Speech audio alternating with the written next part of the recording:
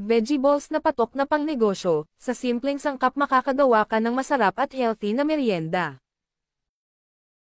Small carrots na hiniwa ng maliliit, pwedeng gumamit ng food processor para mas madaling mapino, isang pirasong onion na hiniwa rin ng maliit, garlic at ng dahon ng sibuyas. Then i-mix lang, add ng any pampalasa, 1 cup ng flour, 1 and 1/2 cup water. Then add salt and black pepper, yeast, then mix lang, at i-cover and rest for 20 minutes. Dito sa ating recipe pwedeng mag-add ng flour, water at seasoning para mas marami kayong magawa. At para didumkit ang mixture sa scoop, ay ilubog muna ang scoop sa mantika. At kung umabot ka hanggang dito, ay pakipusuan naman ang ating video at follow na rin. At para naman sa ating sauce, meron po tayong separate video, ang link ay nasa comment section.